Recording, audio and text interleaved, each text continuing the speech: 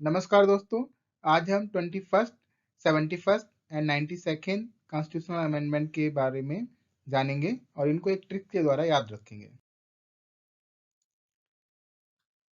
अब देखते हैं कि 8वीं अनुसूची या 8th schedule of Indian constitution में कौन कौन से अमेंडमेंट हुए हैं।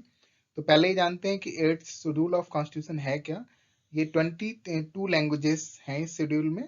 आसामी, Bengali, Gujarati, Hindi, Kannada, Kashmiri, Konkani, Malayalam, Manipuri, Marathi, Nepali, Oriya, Punjabi, Sanskrit, Sindhi, Tamil, Telugu, Urdu, Bodo, Santhali, Maithili and Dogri. Initially there were the 14 languages. जब ये कॉन्स्टिट्यूशन का 8th शेड्यूल था तब इसमें 14 ही लैंग्वेजेस थी। जब ये कॉन्स्टिट्यूशन लागू हुआ था उसके बाद 3 अमेंडमेंट्स हुए हैं। पहला अमेंडमेंट 21st अमेंडमेंट हुआ जिसमें सिंधी लैंग्वेज को जोड़ा गया था। दूसरा 71st अमेंडमेंट था, इसमें मणिपुरी, कोंकणी एंड नेपाली लैंग्वेज जोड़ी गई थी।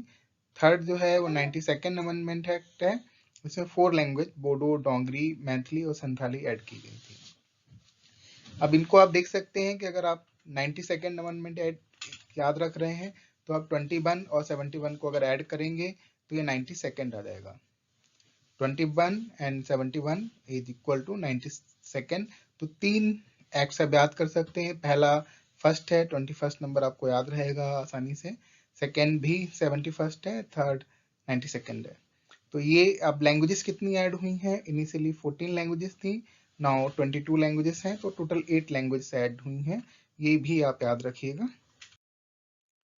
अब देखते हैं क्लासिकल लैंग्वेजेस क्या हैं। करंटली 6 लैंग्वेजेस क्लासिकल लैंग्वेजेस में हैं, तमिल, संस्कृत, कन्नड़ा, तेलुगु, मलयालम एंड उड़िया।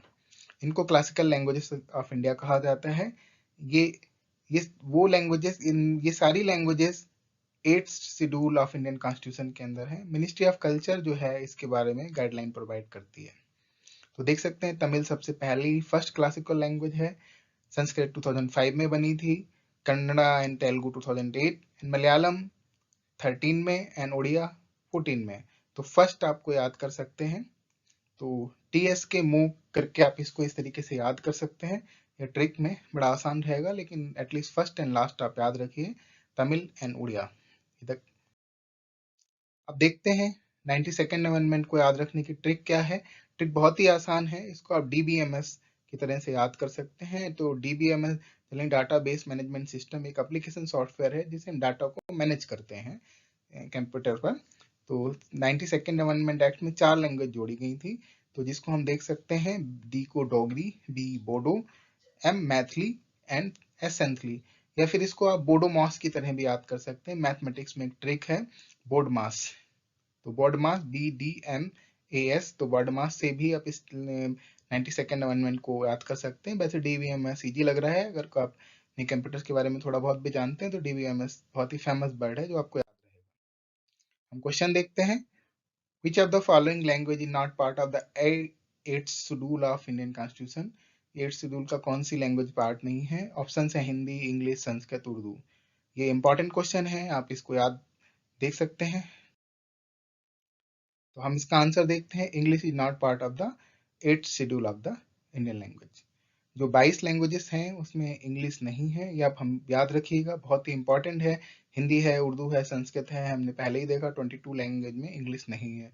तो you can remember this, English is not is a part of the 8th schedule.